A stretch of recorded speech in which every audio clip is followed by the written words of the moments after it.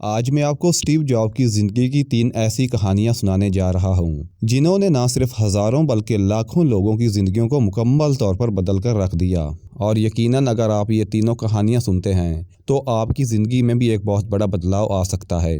آپ زندگی کی مایوسیوں سے نکل کر امید کی روشنی میں آ سکتے ہیں اور اپنی زندگی کو بدل سکتے ہیں۔ تو آج میں آپ کو اسٹیو جاب کی زندگی کی 3 کہانیاں سناتا ہوں۔ وہ کہنے لگا کہ یہ تینوں کہانیاں میری زندگی سے متعلق ہیں۔ پہلی کہانی کا موضوع ہے، جو کچھ ہمارے ساتھ ہوتا ہے بے سبب نہیں ہوتا۔ کبھی کبھی بظاہر بہت سے غیر اہم اسباب مل کر ہماری کامیابی کا سبب بنتے ہیں۔ کبھی کبھی ایسا بھی ہوتا ہے کہ آج کے دور کی ناکامی کل کے دور کی کامیابی میں اہم کردار ادا کرتی ہے، مگر ناکامی کے دنوں میں چھپی مستقبل کی کامیابی دور دور تک دکھائی نہیں دیتی۔ آپ بھی یقیناً میری یہ باتیں سن کر حیران ہو رہے ہوں گے، مگر حیران ہونے کی ضرورت نہیں، اور میری زندگی کے متعلق پہلی کہانی سنیے۔ یہ ان دنوں کی بات ہے جب میں نے ہائی اسکول کے بعد ریڈز کالج میں داخلہ لیا۔ ریڈز کالج میں داخلے کے 6 ماہ کے اندر ہی مجھے کالج سے نکال دیا گیا، مگر مکمل طور پر نکالے جانے میں ابھی 18 ماہ باقی تھے۔ مجھے ریڈز کالج سے کیوں نکالا گیا، اس بات کو سمجھنے سے پہلے آپ کو میرے متعلق میری پیدائش سے پہلے کی ایک کہانی سننا ہوگی۔ اسٹیو جاب یہ کہتا ہے کہ میری ماں، جس نے مجھے جنم دیا، ایک جوان غیر شادی شدہ گریجویٹ تھی، اور اس نے میری پیدائش سے پہلے مجھے کسی اور فیملی کو دینے کا فیصلہ کیا۔ میری ماں میری پیدائش سے پہلے اس بات پر بضد تھی کہ مجھے اس خاندان کے لوگوں کو پالنا چاہیے جو کہ کالج گریجویٹ ہوں۔ میری پیدائش سے پہلے میرے سگے والدین اور وہ جنہوں نے مجھے پالنا تھا، ان میں تمام معاملات طے پا چکے تھے، سوائے اس بات کے کہ میری پیدائش سے کچھ دیر پہلے میرے وہ والدین جنہوں نے مجھے پالنا تھا یہ فیصلہ کیا کہ انہیں لڑکی چاہیے۔ میرے حقیقی والدین جو اس وقت میرے پیدا ہونے کا انتظار کر رہے تھے، آدھی رات کو میرے ہونے والے والدین کو فون کیا کہ غیر متوقع طور پر لڑکا پیدا ہوا ہے، کیا تمہیں لڑکا چاہیے؟ تو انہوں نے کہا یقیناً۔ میری حقیقی والدہ کو بعد میں پتہ چلا کہ میری وہ والدہ جو مجھے پالنے کی ذمہ داری اٹھا رہی ہے وہ تو کالج گریجویٹ نہیں ہے، اور میرا ہونے والا باپ تو ہائی اسکول گریجویٹ بھی نہیں ہے۔ اس لیے میری حقیقی والدہ نے میرے پالے جانے کے متعلق آخری دستاویزات پر دستخط کرنے سے انکار کر دیا۔ مگر کچھ ہی مہینوں بعد جب میرے ہونے والے والدین نے میری حقیقی والدہ کو یقین دلایا کہ وہ مجھے ایک نہ ایک دن ضرور کالج بھیجیں گے، تب کہیں جا کر میری حقیقی والدہ نے مجھے ان کے حوالے کیا۔ میں 17 سال بعد کالج گیا، مگر میں نے ڈرتے ڈرتے اس کالج کا چناؤ کیا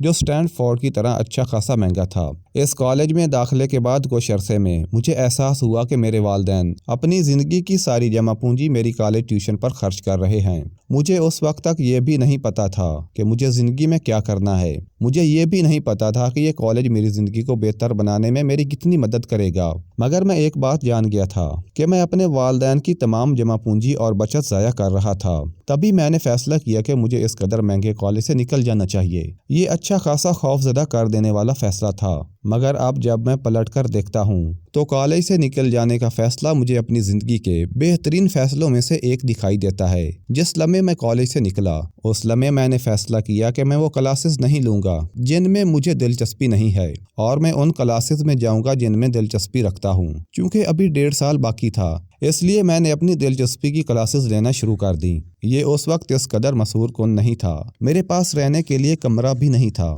اس لیے میں اپنے دوستوں کے ساتھ ان کے کمروں میں فرش پر سونے لگا۔ کھانا کھانے کے لیے میں کوکا کولا کے بوتلوں کے ٹن بیچتا، اور ہفتے میں ایک دن 7 میل کا سفر طے کر کے ہری کرشنا مندر جاتا تاکہ ہفتے میں ایک دن پیٹ بھر کر کھانا کھا سکوں۔ یہ میری زندگی کا مشکل ترین وقت تھا۔ ان دنوں ریڈز کالج کا خطاطی یعنی کیلی گرافی کا ڈپارٹمنٹ پورے ملک میں کیلی گرافی کے حوالے سے سب سے بہترین کورسز آفر کرتا تھا۔ چونکہ میں نے جن کورسز میں داخلہ لیا تھا ان کورسز سے نکالا جا چکا تھا، اس لیے میں نے خطاطی کی کلاسز لینے کا فیصلہ کیا۔ اس کی وجہ یہ تھی کہ میں ان کورسز میں دلچسپی رکھتا تھا۔ کیلی گرافی کے کورسز میں دلچسپی کی وجہ سے میں بہت جلد کیلی گرافی سیکھنے لگا۔ مجھے پڑھائی میں مزہ آنے لگا، مگر کیلی گرافی جیسے مضامین کا عملی زندگی میں کوئی فائدہ نہیں تھا۔ لیکن 10 سال بعد جب میں نے پہلا میکنٹاش کمپیوٹر بنایا تو وہ تمام ڈیزائن جو میں نے کیلی گرافی کی کلاس کے دوران سیکھے تھے میرے ذہن میں آنے لگے، اور ان ڈیزائنوں کو ذہن میں رکھتے ہوئے ہی میں نے پہلا میکنٹاش کمپیوٹر بنایا۔ یہ دنیا کا پہلا کمپیوٹر تھا جس میں خوبصورت ٹائپوگرافی کی گئی تھی۔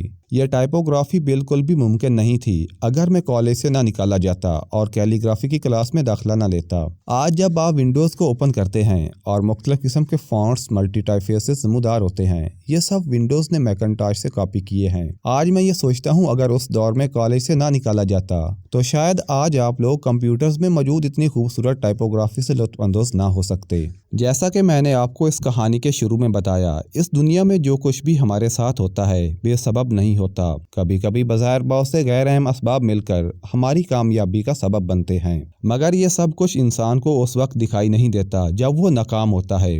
کامیابی کی سیڑھی پر کھڑے ہو کر ہی آپ ناکامی کے نقاط کو کامیابی کے نقاط سے ملا سکتے ہیں۔ ان ڈاٹس کو آپ تبھی دیکھ سکتے ہیں جب آپ پیچھے مڑ کر دیکھتے ہیں۔ یہ ناکامیاں ہی ہوتی ہیں جو کامیابی کے راستے کا تعین کرتی ہیں، مگر ناکامیوں کے دور میں چھپی کامیابی آپ کو نظر نہیں آتی۔ یہ صرف اسی صورت میں نظر آتی ہے جب آپ پلٹ کر دیکھتے ہیں۔ اس لیے آج کی ناکامیوں سے گھبرائیے نہیں۔ ہو سکتا ہے آج کے دور کی ناکامی کل کے دور کی کامیابی کا سب سے بڑا سبب بن جائے۔ یاد رکھیے، آپ کو اپنے قدرتی ٹیلنٹ، زندگی، قسمت اور خدا پر یقین ہونا چاہیے۔ آپ کو اس بات پر یقین ہونا چاہیے کہ جو کچھ بھی ہو رہا ہے بے سبب نہیں ہو رہا۔ اس اپروچ نے مجھے کبھی ناکام نہیں ہونے دیا اور اسی اپروچ نے میری زندگی کو مکمل طور پر بدل کر رکھ دیا۔